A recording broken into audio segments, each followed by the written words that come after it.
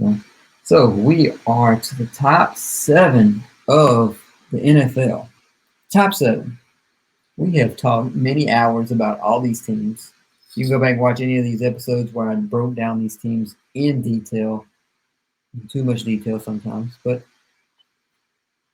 or you can listen to the podcast on Apple Podcast or Spotify. All right, team number 7, already been given away. Multitude of hints, the background, the shirt, and the title of the show. But team number 7 are the Washington Commanders.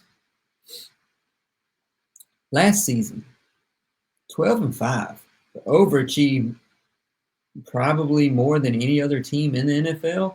I mean, we're talking about is Jayden Daniels even going to be a serviceable NFL quarterback? The offensive line is god awful. The defense is terrible. Them getting 12 wins, I don't know what their projection was last year. It was probably 6.5 or so. It's just absolutely amazing that they got 12 wins last year. Their over-under this year is 9.5, same as the Broncos. They currently have the 6th best odds to be the champion, though, plus 1,800s. Plus 1,800. I mean, that puts them behind the likes of the Bills, the Lions, the Eagles, the Ravens, and the Chiefs. That's the 5 teams ahead of them as far as Vegas feels. They have the 3rd best odds to win the conference at plus 900, again behind the Eagles and the Lions. They are plus 205 to win the NFC East, which is 2nd, obviously. The Broncos were plus 300 to win their division, to compare the two. Last season, they got off to such a hot start. They were 7-2, and then they lost 3 straight. Then they won 5 straight to end the season. Jayden Daniels, he just brought back hope for this franchise, leading them to the most wins that they've had in their franchise since 1991 when they were 14-2. They are back to the old days of people actually believing. They got rid of the owner, and things immediately improved in Washington. They improved their offense by 156 points compared to 2023, and the defense improved by 127 points. So it's all around improvement. I know the defense is not the focal point here, but still a great improvement. Dan Quinn is the head coach going into his 2nd year. It was a questionable hire by a lot of the media. Cliff Kingsbury, another questionable hire by the media. Joe Witt Jr. come in, has done amazing things. But go straight to their depth chart.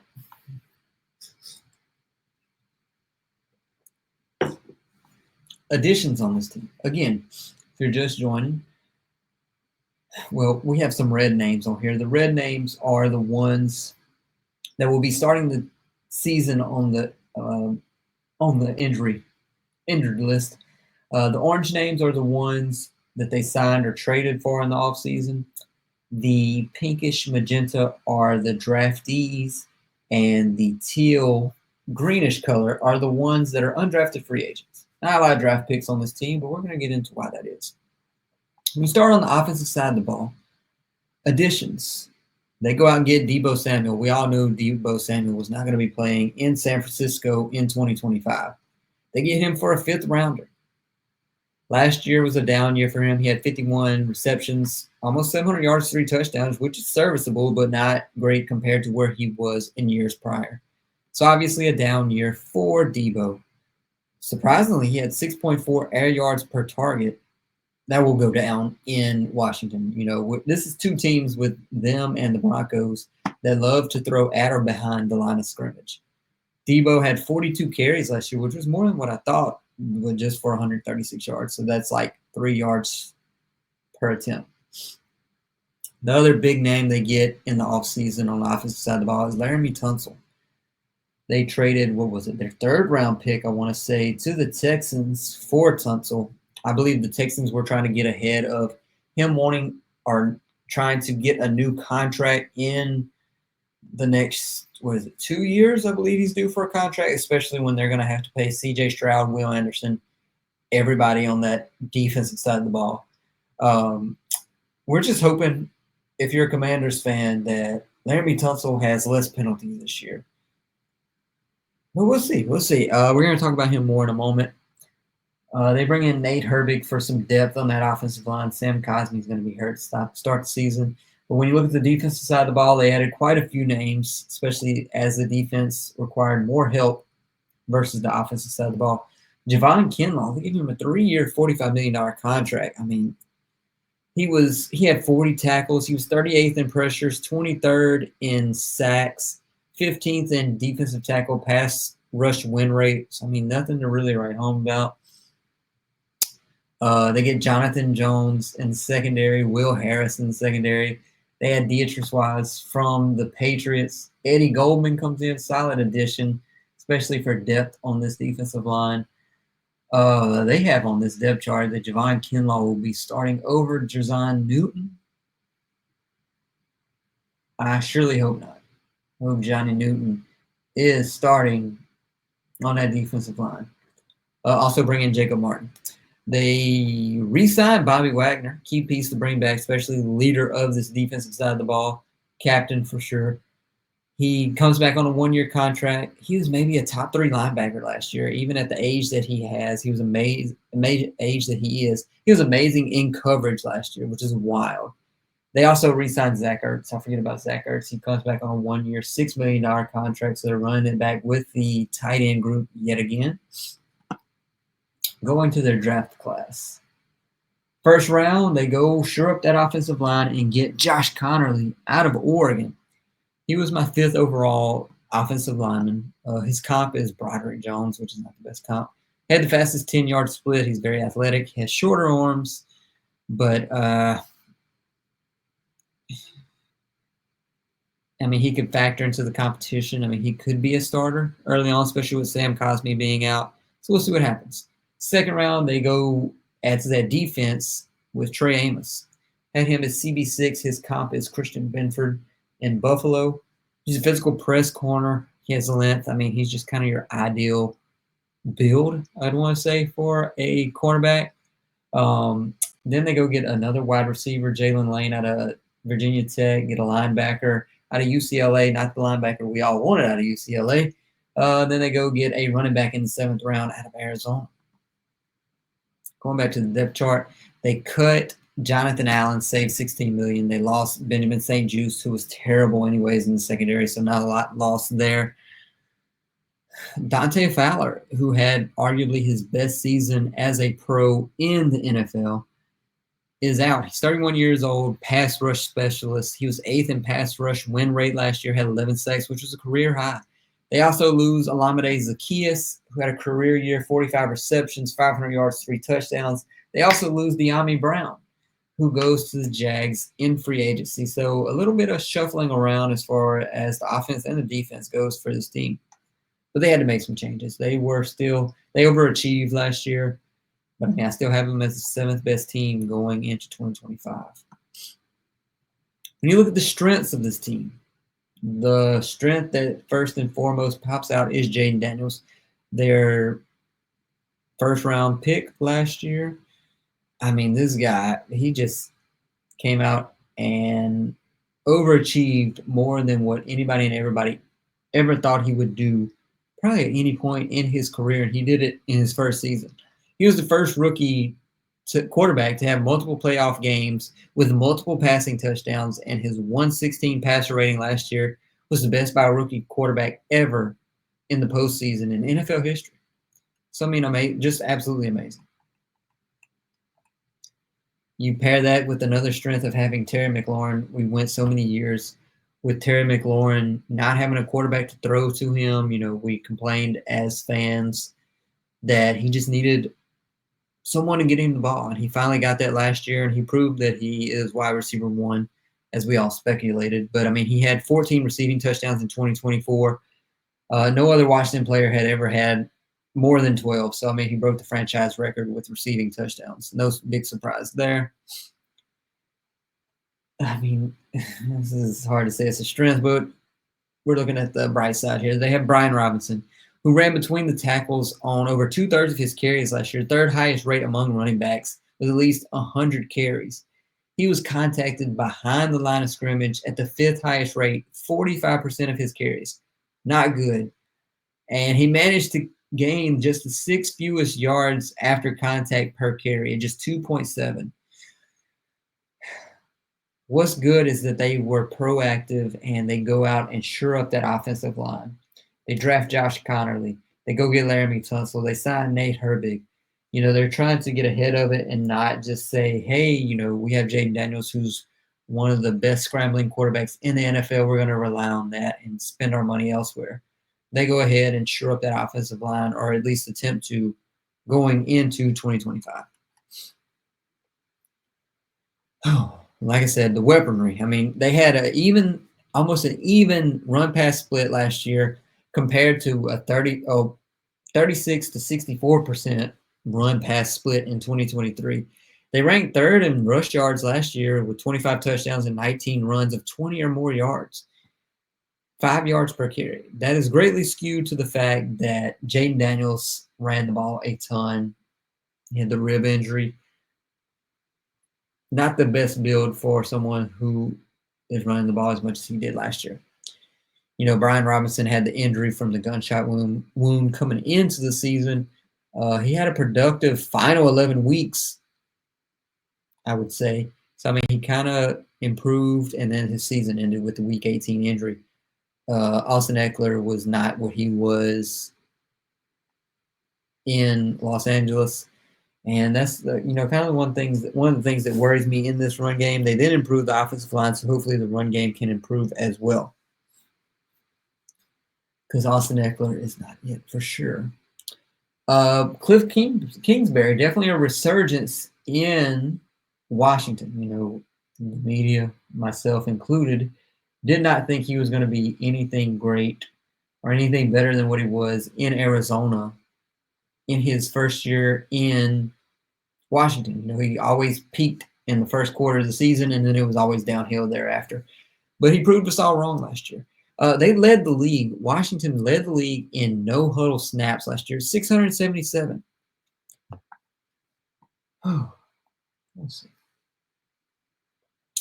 So like I said, Cliff Kingsbury, the resurgence of him is happening in Washington. That initial peak at the beginning of the season is no longer a thing. I feel like he's going to be great for the entirety of the season going forward.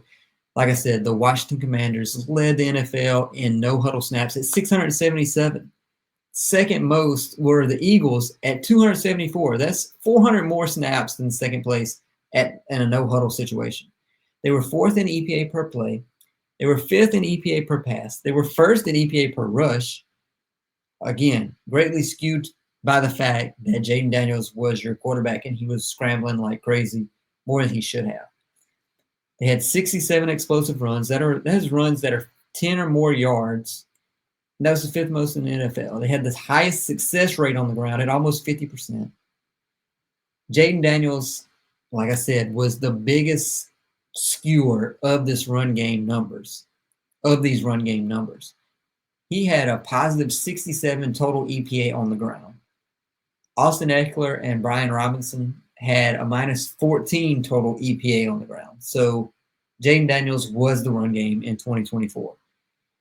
You want to see more explosiveness out of your running backs versus your quarterback. Debo will probably be used so much as an extension of the run game. I'm going to expect to see a lot of swing passes out of the backfield, use him in so many different packages to get him the ball and get him going in the run game. Another strength is leadership on defense with Bobby Wagner. Frankie Louvu, I didn't have that in my notes, but Frankie Louvu is definitely a strength for this Washington Commanders team. Weaknesses. They have more weaknesses, I'd say, than the Denver Broncos, but their strengths are better than this offense can just carry them at any given time, just like as the defense on Denver. You could flip these teams for sure. Up front is a weakness. I really wanted them to address that front four way more than what they did last year. They had the fifth fewest quarterback pressures in the NFL at 190. And they blitzed the sixth most. Dan Quinn's going to blitz. They blitzed a ton and still could not get to the quarterback. They're definitely going to have to be creative on this defensive side of the ball to alleviate the issues that they have from the front four lacking production like they did last year. They were 12th in sacks, but that was blitzing. They lost Jonathan Allen. You're hoping Newton can come in his second year, comes back from the injury, and can really excel on this defensive side of the ball. Dante Fowler led them in sacks last year. Frankie Louvu was second. Louvu was just used all over the field. And then no one else had no more than 5 sacks. This defensive line was not great. Weakness secondary, you could say. They bring in Trey Amos. Is he just going to be put on an island? That's what worries me. In this secondary, it would be great if he comes in and is CB1 from day one, because they traded for Marshawn Lattimore, who looked like he was declining last year. The hamstring just never gets better. You need the front seven to have high production to take the pressure off of the secondary. I just don't know if it's going to happen. It's a lot to ask for sure. They were bottom 4th in EPA allowed per pass play last year. It's just they drafted Mike Sainristil. He did improve on the back end of the season. He allowed 7.1 yards per target as the nearest defender from the week 14 bye that they had, which was 1.3 yards per target lower than before the bye. So maybe we have some improvement from that defensive front. The secondary. You think the Commanders and Terry McLaurin will agree on a contract extension before or during camp?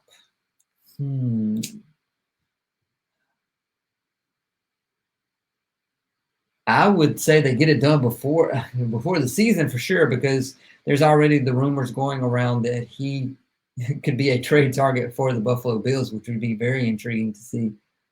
I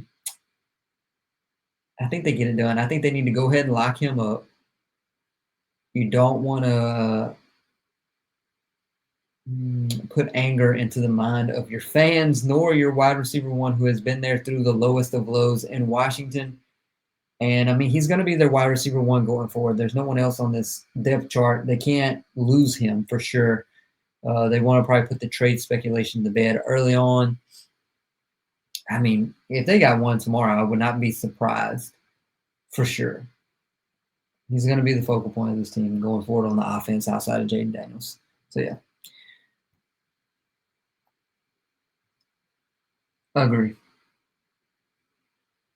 Take advantage of him while Jayden Daniels is on that rookie contract, which, they spent some of that money by going to get, they're paying the Laramie Tunsil contract. I'm kind of glad that they're doing what they are on the offensive line. Not just, like I said earlier, waiting and assuming that Jayden Daniels can always scramble to alleviate the offensive line issues. It's good to see that these teams in the last, I'd say, 5 years have definitely taken advantage of being smart in the sense of, hey, our quarterback is great in his first year. We're not just going to fiddle around and see if they get better in year 2, year 3. They go ahead and they say, hey, we were in the NFC Championship last year. We're all in. Let's push the envelope, spend some money, see what we can do while our quarterback's on that rookie contract, because we know that we're going to pay him in just a few years. So let's get it while the getting's good. But yeah, so Mike Sainristil improved on the back end of that season. Like I said, week 14 on, he had 4 pass breakups, 3 interceptions. He only had 9 in weeks 1 through 13, so definitely improved on the back end.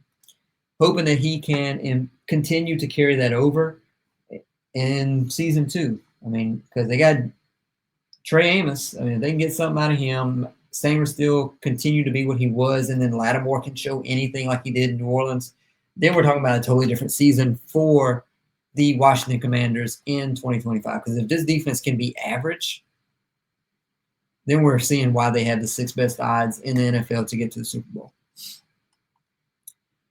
But on the flip side, that defense could lose them games. They were surprisingly 16th in EPA allowed last year. They were just average in all aspects. But they did give up the 5th most explosive runs, 64, which is ridiculous for sure.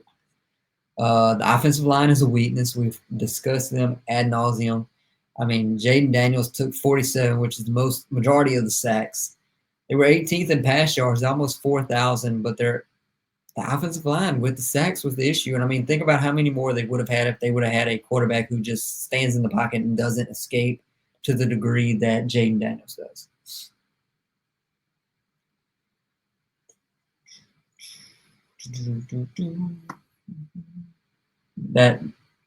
Sorry, let's see. I spoke on something. All right, let's go ahead and finish them up. Look at their cap situation. They have over 313 million committed, which is seventh most in the NFL. Top players that they owe this year: Deron Payne, who's still there, been there for what is this, season 7 now, 8. Terry McLaurin, Laramie Tunsil, Marshawn Lattimore, Frankie Louvu. 21 million in cap space. Who could they go get? I mean, I don't think they would, but Asante Samuel Jr. would be great. That would be amazing. I don't think there's really anyone else that they would go out and sign. I mean, at this point, just kind of save your money and see what they're going to do. Dead cap, 14 million. Majority of that is between Jonathan Allen, Emmanuel Forbes, and Jahan Dotson. They have the 8th hardest schedule. Let's bring up their schedule here. They have the 8th hardest strength of schedule, 55% winning percentage. Week 1, they have New York Giants at home. They swept them last year. They've won 4 of the last 6. Week 2, Green Bay, Thursday Night Football in Green Bay. They will play 5 primetime games in 10 games, that are considered in a national window this year. They are 5-13-1 all-time in Green Bay. Their last win in Green Bay was in 1986, going on 40 years now. Week 3, they go back home to Las Vegas. Las Vegas was 2-7 on the road last year, so that should be a very winnable game. Week 4 at Atlanta. Week 5 at the Chargers. Week 6, Monday Night Football at home versus the Chicago Bears. Remember what happened last year on the Hail Mary. Sorry, not Fail Mary. Week 7 at Dallas. They've lost 6 of the last 8. Week 8, Monday Night Football at Kansas City. Going to be a big matchup. Week 9, another primetime game, Sunday Night Football at home versus Seattle. Week 10, Detroit. Week 11, international game versus Miami. Week 12, another late bye this year, which is good in my opinion. Week 13, play the team ranked below them on Sunday Night Football at home against Denver. Week 14 at Minnesota. Week 15 at the Giants. The last month of the season is going to be really key for this team. They finished the season with 4 consecutive NFC East games, 2 versus the Eagles in 3 weeks, and then playing the Giants and Dallas at home. If they need to make up ground, they definitely can at the back end of the season. I mean, 3 of these games will be against teams, including Minnesota, that made the postseason in 2024. And 2 of them against the champions in the Eagles. So we'll see what happens. Week 16, Philadelphia at home. Saquon averaged 138 yards per contest and scored 7 touchdowns versus the Commanders last year. So they need to do something to contain him this year. Week 17, Dallas. Week 18 against Philadelphia. These final 3 games will decide who wins the division. I know Philadelphia is favored, but they are looking to be the first team to repeat as NFC East champs since they won the division 4 straight times from 01 to 04. MVP odds for this team. Jayden Daniels, 5th best MVP odds in NFL, plus 750. He is plus 4,000 to be Offensive Player of the Year.